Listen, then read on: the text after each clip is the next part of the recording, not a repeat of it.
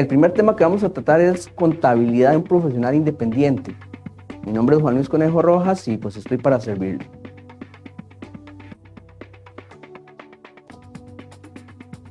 Nada más muy rápidamente, don Francisco Villalobos es nuestro socio director. Él fundó ICS desde 1993 y fue director de tributación. Bueno, damos inicio. La primera pregunta es, ¿por qué estamos aquí, cierto?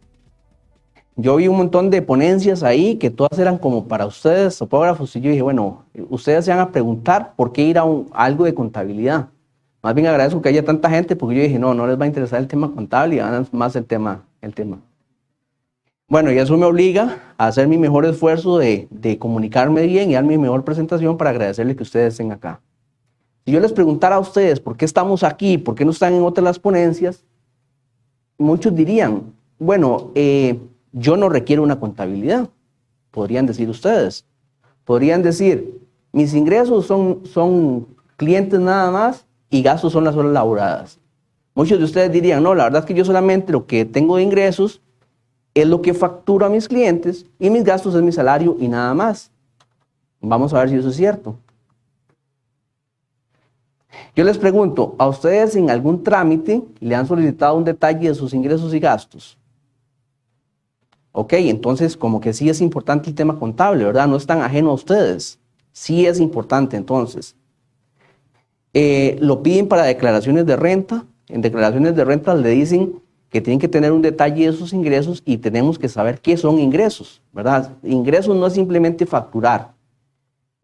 Aquí es un tema importante que es importante siempre asesorarse.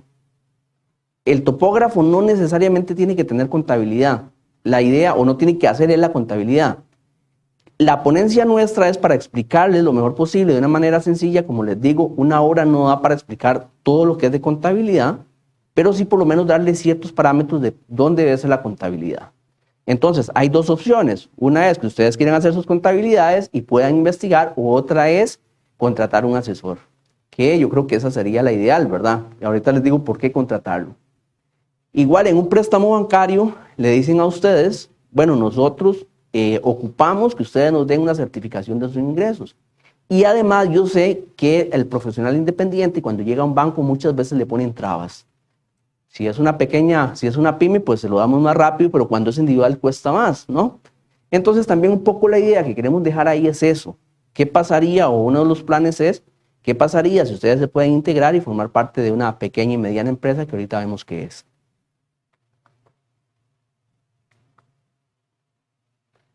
Ahí es donde venimos a preguntar. Antes les decía, ustedes podrían decir, no, mi único gasto es el gasto de salario. Es el único gasto y eso es lo que yo voy a reportar, pero que es lo único que tengo. Entonces yo le pregunto, ¿ustedes tienen equipos de trabajo?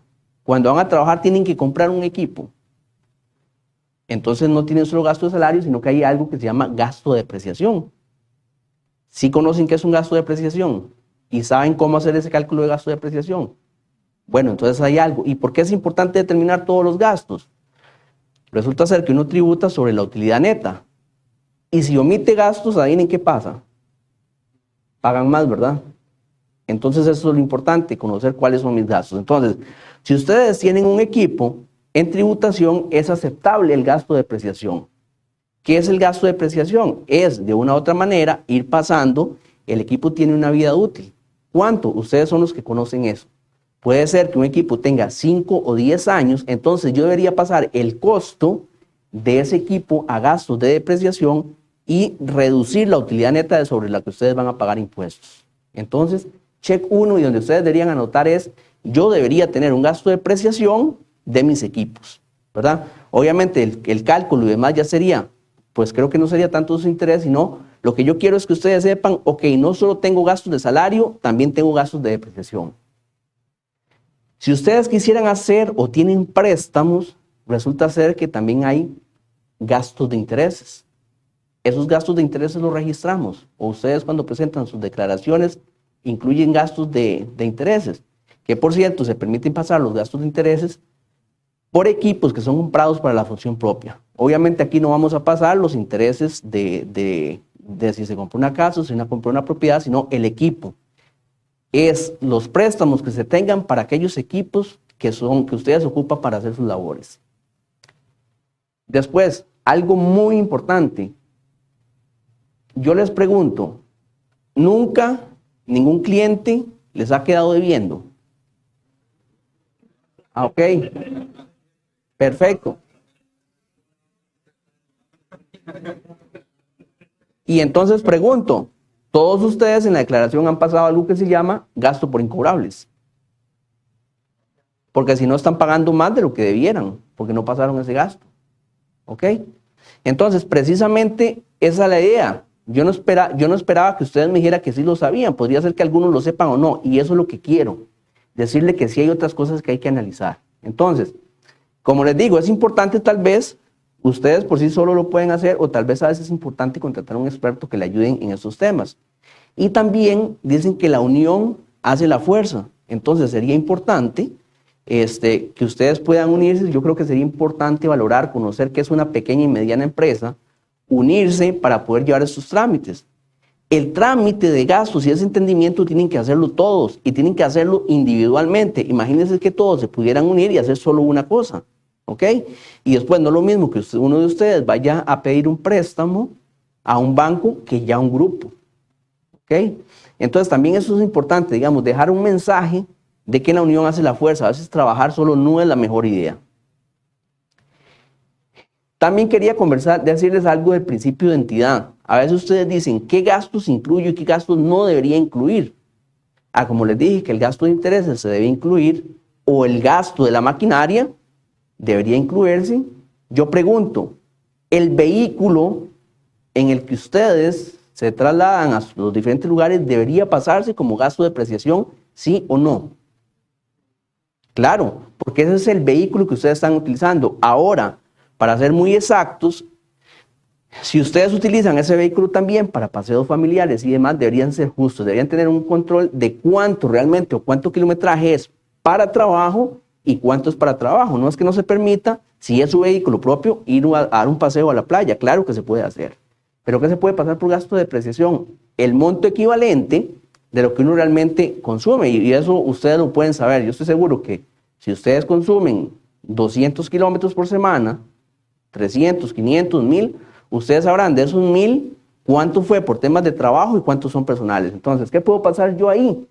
Los gastos que son para el trabajo, ¿ok?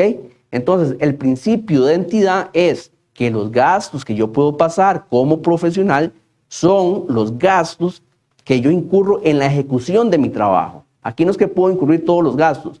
No es que puedo incurrir el supermercado cuando fui a comprar el diario para toda la familia, no se puede incurrir acá, ¿verdad? Porque eso no es parte de los gastos que ustedes necesitan para hacer sus labores. Por supuesto que si van a almorzar a un restaurante en el punto donde ustedes van a hacer su trabajo, eso sí pasaría como gasto.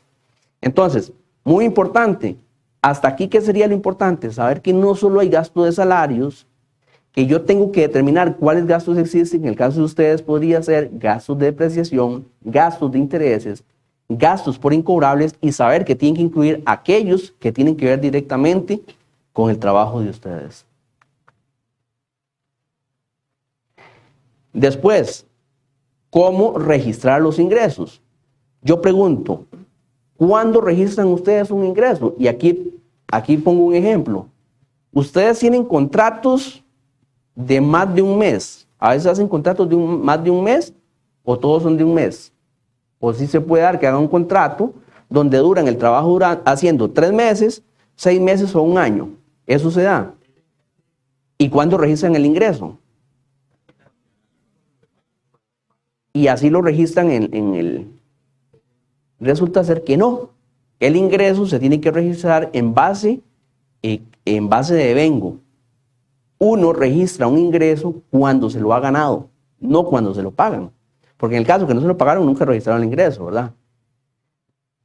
¿Qué pasa si yo tengo un contrato por 6 meses y me pagan el 50% al inicio? Bueno, ustedes dicen, Dios quiera que me adelanten el 50%. ¿Qué haríamos ahí? ¿Cuánto registraríamos? Digamos que este contrato es por 1.000.000 de colones. ¿Cuántos registros de ingresos al inicio si me pagaron el 50%? ¿Todos están de acuerdo? 500.000. Ustedes registran en ese momento los ingresos por 500,000. No. Y créanme, o sea, igual muchas gracias por participar. No es la idea que después dicen, no, ya después mejor no participo porque no la estoy pegando. Pero no, es todo lo contrario. Más bien, yo pregunto para ir evaluando las dudas.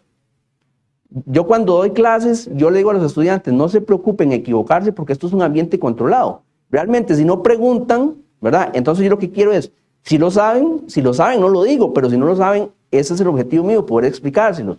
Bueno, resulta ser que el ingreso se registra cuando yo me lo gano. Cuando a mí me pagan el 50% del trabajo, yo no me he ganado nada, no puedo registrar el ingreso. No he hecho trabajo, ahí lo que tengo es un pasivo, una cuenta por pagar. No puedo registrar el ingreso. Si es a 6 meses, hay dos opciones de registrarlo. Bueno, si el contrato es por 6 meses y me pagan el 50% al inicio, yo no puedo registrar todavía ingresos porque no he hecho trabajo. Ahora, ¿qué pasa si me pagan el 50% al final? Entonces, en ese caso, ustedes estarían registrando, de acuerdo a lo que me dijeron, el ingreso de ese 50% hasta que se lo paguen. Y no se hace así. Aquí hay dos. Uno debe registrar el ingreso cuando se lo ganó, ¿verdad?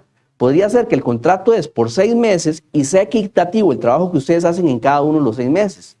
Si eso pasa, yo puedo ir registrando una sexta parte de ese monto como ingreso. Si por alguna razón el trabajo, ustedes hicieran más de una sexta parte por mes, entonces podrían registrar esa parte, ¿verdad? Podría ser que un trabajo es por 6 meses, pero ustedes en los 3 primeros meses hicieron más del 50%. Entonces el ingreso que se puede registrar es más de ese 50%. ¿Cuál es, digamos que, para poder entender cuándo y que no se haga muy complicado, en términos contables, que no se haga muy complicado, cuándo yo puedo registrarlo? Bueno, si yo ya hice el 70% del trabajo, yo debería registrar como ingresos el 70%. ¿Qué es lo que pasa acá? Si están registrando más ingresos, ¿qué está pasando con la renta que tienen que pagar? ¿Ah? ¿Y están registrando menos gastos? Sigue subiendo. No importa el tema, uno no hace el trabajo al final. Entonces uno no está ganando el trabajo al final. Para efectos contables yo puedo registrar el ingreso. El hecho de cuando facture o no, yo puedo registrar el ingreso en los periodos que corresponden. Cuando yo me he ganado eso, cuando ya he cumplido con el trabajo y cuando lo he hecho. En el caso que no se lo paguen, para eso está la estimación por incobrables. Usted registró ingresos de acuerdo conforme se lo fue ganando y si al final no le pagaron, usted registra un incobrable por el total. Pero el ingreso se debe registrando conforme ustedes lo van haciendo. El proceso se hace, usted registra los ingresos conforme va avanzando el trabajo, va registrando los ingresos. Independientemente de cuándo hago la factura, ¿verdad? Yo puedo registrar. No es cuando le paguen a uno porque los ingresos... No tienen nada, pero no le han pagado. No importa, eso es una cuenta por cobrar. Usted registra un ingreso contra una cuenta por cobrar. El tema que a usted no le hayan pagado es otro tema, es un tema de cobrabilidad, es un tema de gestión de cobros. ¿Ok? Si a usted al final no le pagan, usted puede registrar un incobrable. Claro, tendrá que demostrarlo ante tributación, pero usted tiene que registrarlo. O sea, no es, contablemente, yo no puedo decir, porque uno no trabaja para que no le paguen, ¿cierto? Que desgraciadamente en la calle hay sinvergüenzas, eso es otra cosa. Pero yo trabajo para que me paguen. ¿Okay? Pero es curioso, yo igual que mi colega, yo siempre facturo al final porque es cuando cobro. Es más, siempre, por norma, nunca le cobro por adelantado a ningún cliente. Yo hago todo el trabajo, sea un día, 3, un mes, 6 meses, al final digo, aquí está su factura y la norma hasta la fecha es que me pagan. ¿Y tributación sabe eso? No. No se lo digamos. Bueno, no, porque nunca me lo han preguntado. No se lo digamos. No he escuchado nada. ¿Ah? No he escuchado nada. Usted no diga nada, yo no digo nada tampoco. No, pero es que realmente, ¿cómo tributación le va Teo? Yo sé que usted tiene razón, usted puede registrar una contabilidad, pero al final es más complicado estar buscando el que le pague, digamos, y demostrarse la tributación. Mejor lo que hacemos normalmente por tradición. Porque uno paga el IVA cada mes. Disculpe. Lo pueden hacer perfectamente, pero si queremos cumplir con normas, es como lo estoy diciendo yo, ¿verdad? Sí. Ahora, Evidentemente para mí es una sorpresa y acepto, digamos, su tesis. El asunto para mí es que, como dice mi colega, es inclusive muy cómodo que yo llego, emito la factura y va el IVA. Sí, tal vez nada más hacer una observación, que esto es de acuerdo a las normas contables. Fiscales hay ciertas diferencias, pero si usted va a si usted va a un banco y le piden los estados financieros auditados es con las normas contables, ¿verdad? A veces fiscal sí pueden haber ciertas diferencias, pero con las normas contables usted tiene que registrar. Les compro esa. No sé si en el fisco, no lo diga, averígüese primero. Pero de todas formas, contablemente y con el fisco tiene que hacerse una conciliación. Pero si queremos cumplir, digamos, si usted le dice a un banco, le voy a dar estados financieros auditados, o si usted me pide a mí que le haga una certificación de ingresos, yo lo hago con la norma contable. Y si usted me dice que no ha registrado los ingresos porque no los ha cobrado, yo le digo, no le voy a hacer la certificación. ¿Por qué? Porque la norma contable dice, usted tiene que registrar los ingresos conforme se los va ganando, conforme usted está trabajando. El tema incobrable es otro tema aparte, digamos, contablemente hablándolo, ustedes contablemente, el tema contable es un tema de gestión. Más bien, el tema de cobro es un tema de gestión, el tema de ingresos es un registro contable. Que si en este caso yo tengo un contrato por 6 meses y el trabajo que yo voy a hacer es equitativo, las normas contables me permiten que yo vaya registrando, yo lo que tengo que registrar es 1/6 cada mes. Entonces, al final de los 6 meses, cuando yo ya termine el trabajo, ya he registrado el total de ingresos. ¿Qué pasa? Basado, sí, en este ejemplo. Ahora, ¿qué pasa, por ejemplo, si por alguna razón, algún trabajo usted lo hace por 6 meses, pero el grueso del trabajo usted lo hace en los 3 primeros meses? Entonces usted puede registrar el ingreso en esos 3 primeros meses. No sé, no soy experto en lo que ustedes hacen, pero por ejemplo, que van a hacer un plano en X lugar. Entonces, toda la parte fuerte de mano de obra se hicieron en los 3 primeros meses. Y queda una parte pequeña que son trámites burocráticos que representan el 20% del trabajo. Yo puedo registrar el 80% en los 3 primeros meses y el 20% en el momento que los haga. Cuando nosotros subimos un plano al APT, se llena un contrato. En el contrato ahí indica que no se cobra por adelantado y que no se hace pagos así, a plazos parciales, solo al final. En ese caso ahí sí podemos hacerlo. Igual el ingreso se registra conforme usted lo hace. La parte cobrable no tiene que ver necesariamente con el registro de los ingresos. Él dice, ¿qué pasa si se atrasan 6 meses? Realmente la contabilidad no hay una bolita de cristal. Entonces uno lo que puede hacer, siempre que va a hacer un ingreso, es lo que usted pueda documentar. Usted el contrato lo hizo 6 meses, porque en 6 meses, con su experiencia, usted sabe que ese trabajo dura más o menos 6 meses. Usted, ahí sí no hay mucho que decir, usted registró sus ingresos en 6 meses. Si por alguna razón se dio un atraso, nadie le puede decir, yo no tenía una bolita de cristal, ¿verdad? Ahora, sí hay una manera de hacerlo que también es importante. Si yo sé que digamos, que mi trabajo yo lo hago equitativamente durante los meses, al final del primer mes, yo voy a registrar 1/6 de ese ingreso. Pero usted debería ser consciente si ya hizo 1/6 del trabajo, ¿verdad? Entonces ahí evitaríamos eso. Si usted dice, ya llevo 1/6 del tiempo, hice 1/6 del trabajo, voy a registrar 1/6 de mis ingresos. Si no lo he cumplido, entonces no voy a registrar 1/6, voy a ajustarme para ir ajustado a la realidad, ¿verdad? Entonces ahí, si a los 6 meses usted lleva el 80%, debe registrar el 80%. ¿Por qué? Porque usted fue consciente de que su trabajo va un poquito atrasado, excepto que no sea medible, pero creo que en el caso de ustedes es muy medible, ¿verdad? Que sea una situación extraordinaria, no se me ocurre ahorita cuál, una situación muy extraordinaria que usted no pueda medir ese atraso. Si usted hoy ya va 1/6 de su trabajo, va midiendo conforme eso. Igual aquí se maneja de mejor manera entonces los ingresos, los gastos, los activos y los pasivos. En este caso yo lo que tengo es un pasivo. Si me dan el dinero por adelantado, yo lo que tengo es un pasivo. Inclusive si por alguna razón el trabajo no se da, ustedes tienen que devolver ese dinero. Entonces no puede haber registrado como ingreso algo que no se han ganado. Entonces contablemente esa es la metodología. Ahora pregunto, ¿aquí todos trabajan individual o hay alguien que tenga una pyme, una pequeña y mediana empresa? Esto le decía, ¿qué pasa si ustedes se animan ya a hacer una pyme? Resulta ser que contablemente hay una contabilidad, porque yo diría, tal vez ustedes piensan, vea que no dije ahí ni siquiera que eran normas internacionales de información financiera, porque eso es bastante grande.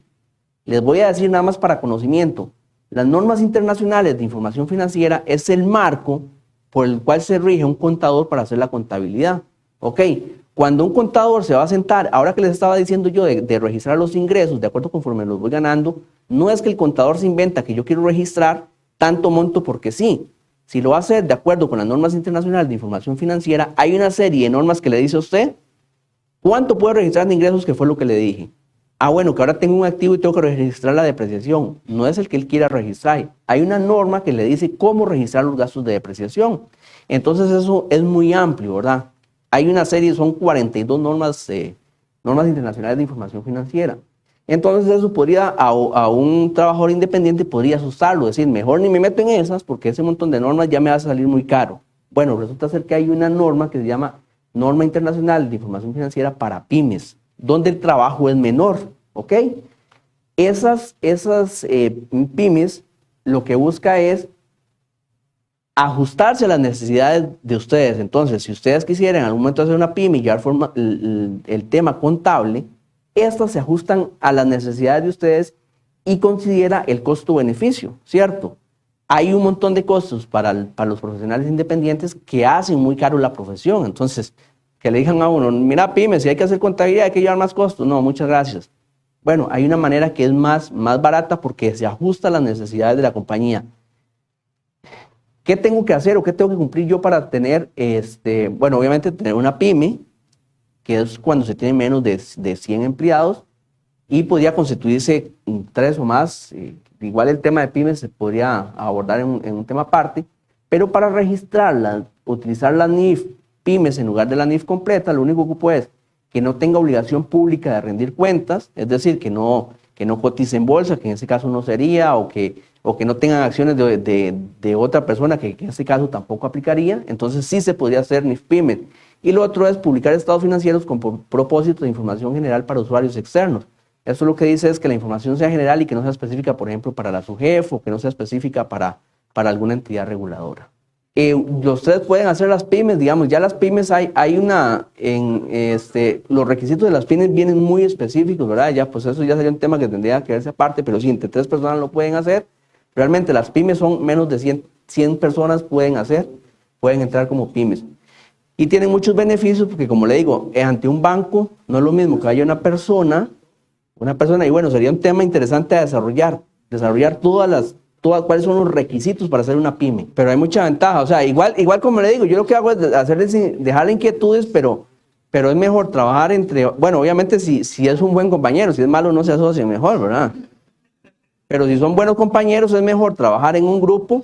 Igual, por ejemplo, los temas tributarios, no es lo mismo usted tener que ir a todas, que cuando haga una charla de tema tributario, ir usted siempre, saber qué es el tema contable, que salió el tema IVA, entonces yo tengo que ir solo. No, si fueran varios se pueden distribuir, ¿ok?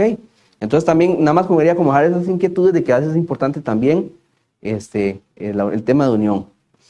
El otro tema, que es un poco menos contable, y que me pidieron que les expusiera un poco, es plan de negocios de un profesional y un análisis de riesgos. Plan de negocios, ustedes tienen un negocio. El más importante es el que le da de comer a su familia, si hay un negocio. Hay que cuidarlo y hay que tratarlo bien, ¿verdad? Entonces a veces, ¿qué vamos a hacer el siguiente año? Lo que salga. No puede ser. No puede ser. O sea, ahí hay que tener. Tal vez el mensaje es eso, que es importante planificar.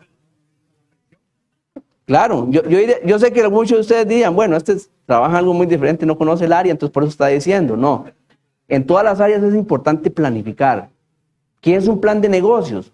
Un plan de negocios lleva un plan operativo, un plan de ventas, un plan financiero y un análisis de riesgos y controles, y todos son de igual manera importantes. Entonces, tengámoslo ahí presente nada más para empezar a revisarlos. ¿Qué es un plan operativo? Dice que el plan operativo debe llevar un manual integral para alcanzar los objetivos de negocio, misión y visión, que esto suena muy grande, pero no lo es. ¿Qué es la misión y qué es la visión? La misión es lo que ustedes como profesionales quieren hacer al corto plazo, y la visión es a largo plazo. Ustedes me dirían, bueno, es que la situación está muy complicada. Entonces yo le diría, bueno, con más razón tienen que tener misión y visión. Y de aquí a 3 años se ve el trabajo de ustedes más complejo o menos complejo. Eso hay que saberlo. O sea, yo no puedo acostarme hoy y simplemente dejar que las cosas vengan sin planificar a futuro. Ustedes pueden decir, mire, están saliendo muchos profesionales, el costo de vida está incrementando y tal vez medir un terreno o lo que ustedes hacen tal vez ya no sea prioridad para mí. Yo prefiero llevar el plato de comida a mi casa que pagarlo a ustedes, ¿verdad? Hay una serie de circunstancias que es importante analizarlas, ¿verdad? Ustedes deben conocer cuál es el negocio, cómo se va a comportar el negocio de ustedes a largo plazo y con base en eso yo decir qué voy a hacer a largo y a corto plazo. Entonces, la misión es lo que yo quiero hacer para los siguientes 5 años o 3 años, digamos, es a corto plazo. Y la visión es lo que quiero ver un poco más allá. Entonces yo diría, ¿será que es importante en la visión ir analizando el tema pymes? ¿Será que hay ventajas que existen y que no lo están aprovechando? ¿Verdad? O igual en el trabajo, si yo tengo que hacer una tarea, no la haga solo.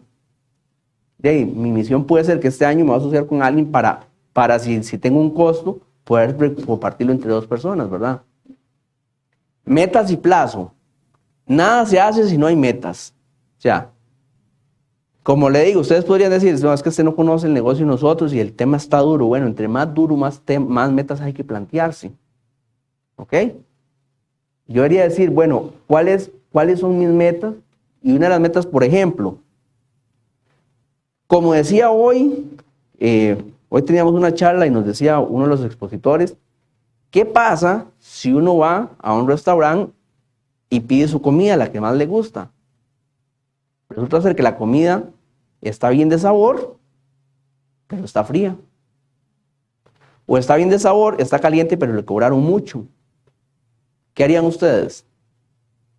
Probablemente por decencia ustedes se la comen, si no está muy fea, pagan, se van y nunca más vuelven. ¿Será que una de mis metas es darle el mejor trato al cliente para mantenerlo? ¿Será que a veces tengo que indagar con él o a veces me preocupo nada más por decirle, hice un trabajo y no me preocupé por más? Es más, ni siquiera hablé con el Señor. ¿O será que a veces es importante sentarse a hablar y decirle, mira, ¿cómo le va? Primero, la decencia antes que todo y saber que esa persona tiene muchos trabajos más para ustedes. Y tal vez por un tema de no preguntar, no se dieron cuenta y tenían un pez gordo a la par y lo dejaron ir. ¿Verdad? Entonces, las metas también es tener clientes a largo plazo. Lo más difícil, y yo creo que ustedes van a estar totalmente de acuerdo conmigo, lo más difícil es conseguir clientes. Buenos clientes es todavía más difícil, es cierto. Cuesta conseguir clientes y buenos clientes más todavía. Entonces, si yo tengo un buen cliente, como una buena novia o una buena esposa, no la dejen ir. Amárrenla, ¿verdad? Otro tema importante, presupuesto. ¿El presupuesto qué significa? Significa conocer cuáles van a ser mis ingresos y cuáles van a ser mis gastos. Y ahí es donde ustedes deben conocer su negocio. Que mire que el siguiente año va a estar complejo. Yo sé que mis ingresos van a disminuir entonces. Que resulta ser que yo duro en mi trabajo o haciendo un trabajo 3 meses, pero hay una nueva tecnología que me permite hacerlo en 1 mes. Entonces yo empiezo a sacar números. Bueno, la máquina me puede costar $1,000, pero me va a ahorrar, o esos $1,000 yo lo recupero en 1 año, en 3 meses, y después me va a generar un beneficio que me va a traer más cosas buenas. Entonces ahí es donde yo tengo que empezar a hacer números de presupuesto. ¿Ok? Es importante tener claridad, e inclusive una opción. Aquí el tema es ampliar un poco la mente. Si uno tiene los recursos para hacerlo, genial. Pero ustedes creen que los grandes empresarios de este país hacen todos sus negocios con plata propia. No, con plata de otro. Nada más que tienen buena cabeza y hacen préstamo. Ahora, que no se vaya el mensaje que yo le dije, vaya y se echan deudas. No. analice su negocio a ver si me permite crecer. Y si yo puedo en un presupuesto, a veces pedir un préstamo, yo con el negocio que tengo, o por ejemplo, que me puede mejorar mi eficiencia, y yo ese préstamo lo voy a recontrapagar con la eficiencia que tengo, ¿verdad? Entonces eso es importante. Es importante, por ejemplo, yo les digo, a veces hay gente que pone una sodita pequeña o pone un taller y le empieza a ir bien, y hay dos formas de hacerlo, el crecimiento. Si ustedes tienen una sodita igual en su negocio o tienen un taller y va creciendo y su sodita era de 5 sillas, ponga 5 más. Si el negocio le sigue rentable, pongan 5 más. Pero hay gente que le fue bien porque tenía 5 personas y se metió en una jarana para hacer un salón para 30 personas, se metió en una deuda en el banco y de 5 personas le pasó a 7. Resulta ser que las 7 personas no le da para el costo, ¿verdad? Entonces, el crecimiento tiene que ser medido, ¿verdad? Entonces, igual, antes de meterse en una deuda, ustedes tienen que ser conscientes, mira, yo puedo ampliar esto, si me compro un instrumento, esto me va a generar eficiencia, me va a generar más clientes también, ¿verdad? Yo no conozco mucho de eso, pero hace poco me midieron un terreno y el señor llevaba un GPS que era satelital. Entonces ya no tiene que ir cortando ramas y todo, yo quedé encantado. Ya usted, para el que paga hacerlo, también es una maravilla. Ya no tiene que ir ahí, meterse y andar con el nombre con satélite, unos puntitos allá, está listo. Y cuando terminó el trabajo me dice, aquí está el plano, así le va a quedar. Maravilloso. El cliente quedó contento.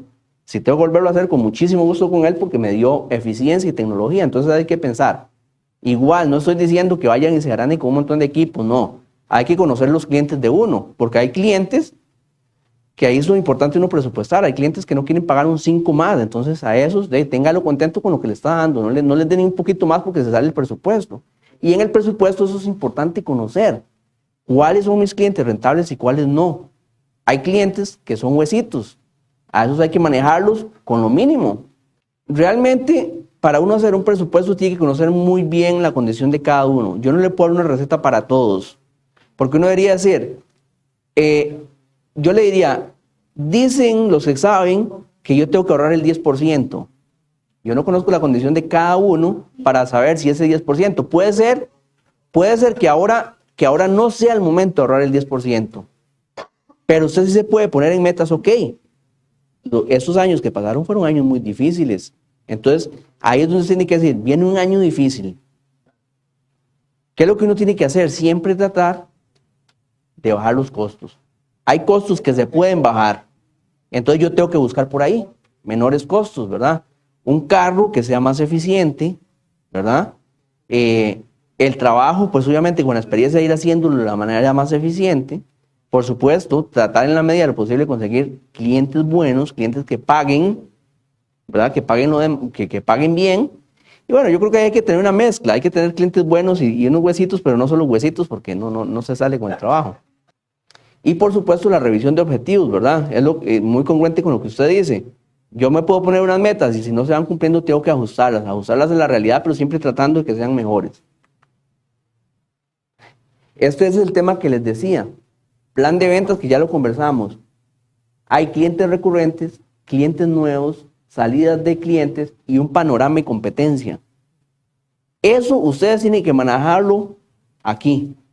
Ustedes tienen que conocerlos. ¿Quiénes son sus clientes recurrentes? ¿Y qué significa recurrente? Que es un cliente que normalmente me da trabajitos casi siempre. Ese hay que cuidarlo y hay que chinearlo. Y hay que tender a que eso pase. ¿Ok? Yo trabajo en auditoría, yo trabajo en contabilidad. Entonces, ¿qué estoy tratando yo de hacer? De que cuando contrato a un cliente yo le digo, si me contrata por un año, el costo es, por decir un monto, $1,000. ¿Ok? Pero si me contrata por 3 años, yo le cobro 2,700, es decir, 900 por año. O 2,400, 800. Uno dirá, pero me estoy bajando. No, me estoy asegurando el ingreso de 3 añitos.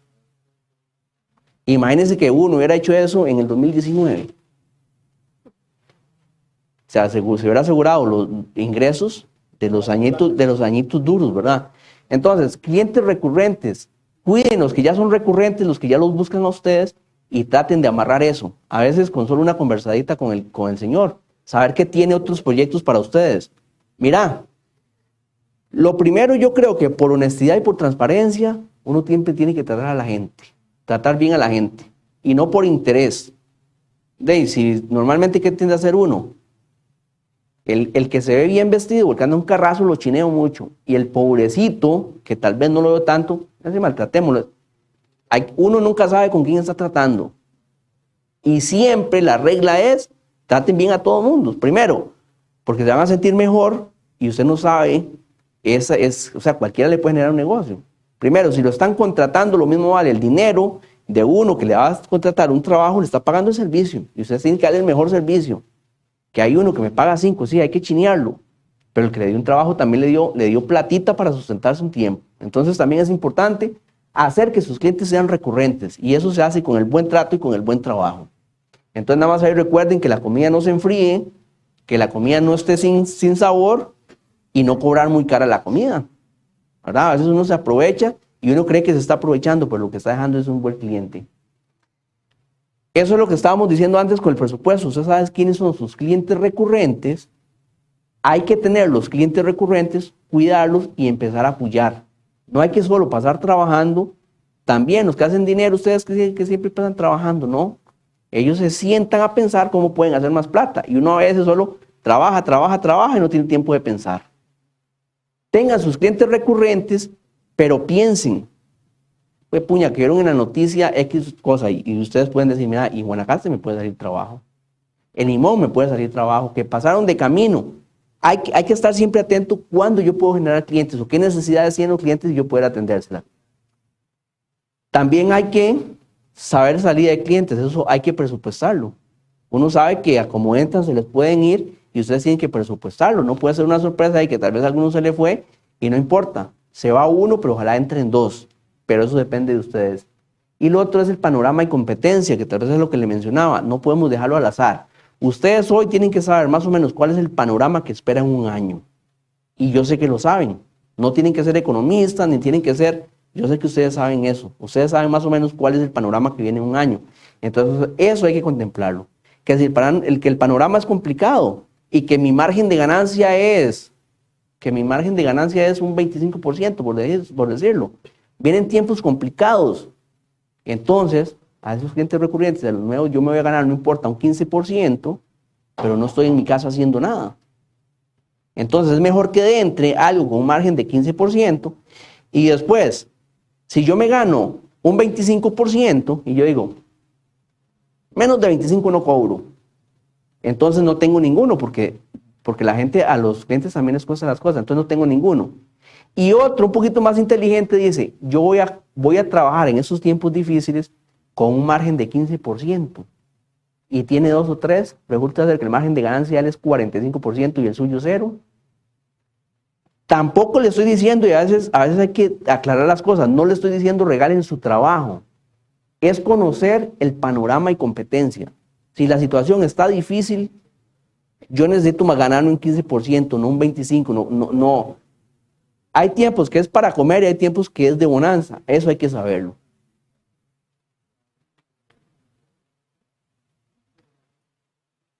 Eso, pues ya lo conversamos un poco, el tema del plan financiero, que ustedes deben conocer, lo que estábamos conversando. Si el tiempo es para hacer nuevas inversiones, si puedo ahorrar o no. De momento solamente voy saliendo.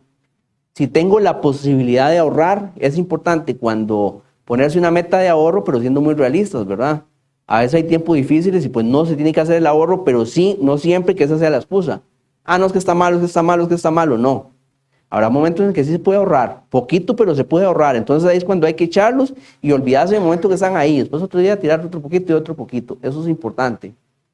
Y también lo que les decía, no solo hay que trabajar con el dinero de uno, hay posibilidades.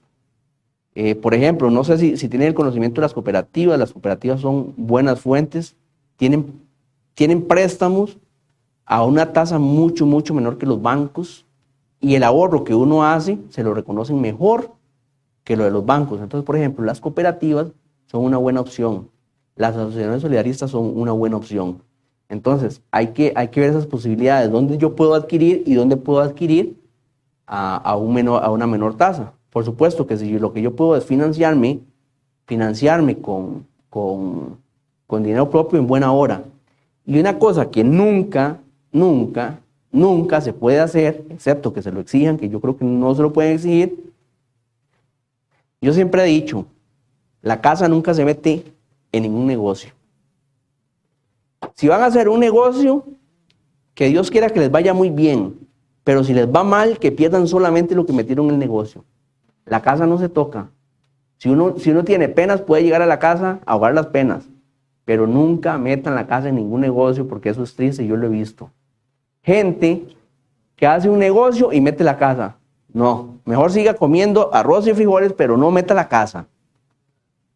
Eso no se toca, ¿verdad? Entonces, hay que saber qué préstamos hacer, y ahí lo mejor que uno puede hacer es, ok, voy a meterme en ese negocio, esta es la plata que voy a meter. Si esta plata creció, qué dicha. Si se fue, pero yo sigo teniendo donde dormir. Yo duro en un trabajo normal o con mi instrumento que tengo ahora, duro 3 meses. Este vale $1,000, pero me va a ahorrar el trabajo en un 50 o un 60%. Entonces me estoy ahorrando tanto y uno hace una proyección. Por ejemplo, el instrumento tiene que saber cuánto dura. Mira, que el instrumento dura 5 años y yo lo pago a los 3, entonces me quedaron dos libres, que va a ser más eficiente, entonces eso sirve. ¿Cuál es un ejemplo? Por ejemplo, los paneles solares. Hay mucha gente que está decidiendo poner paneles solares, entonces ahí, ¿por qué cree que le dicen? No, si usted consume electricidad más de 200,000 anímenes, si no, no, porque usted tiene que ver cuánto está ahorrando y cuánto cuesta y cuánto va a durar. Entonces sí, claro que hay una manera de hacerlo. Digamos que serían los ahorros, el valor presente o traerme la plata presente, lo que yo me voy a ahorrar, debería ser mayor que lo que me va a costar el equipo. Por eso le digo que las oportunidades de negocio se dan. Usted, antes de comprarlo, le puede decir a los clientes, ¿qué pasaría? Mira, estoy pensando en este equipo, ¿usted me contrataría si hago eso? ¿Sí? ¿O no? Entonces usted también puede ir como sondeando a ver qué. Porque posibilidades hay muchas, se puede hacer un estudio de mercado, pero es caro. Entonces yo le diría que mejor usted mismo y asociado con otra gente, ir identificando qué tan bien vistos por los clientes, ¿verdad? Y sobre todo qué ahorro genera en el trabajo que usted hace. Bueno, ya esto es para terminar, un tema de valoración de riesgos. Alguien dirá, bueno, pero es que el tema de riesgos ya es algo muy complejo. Y a veces yo doy a ciertas asesorías con temas de riesgos, y esto es importante. El tema de negocios y de contabilidad que hemos hablado hoy sirve para su trabajo, pero sirve también a nivel familiar.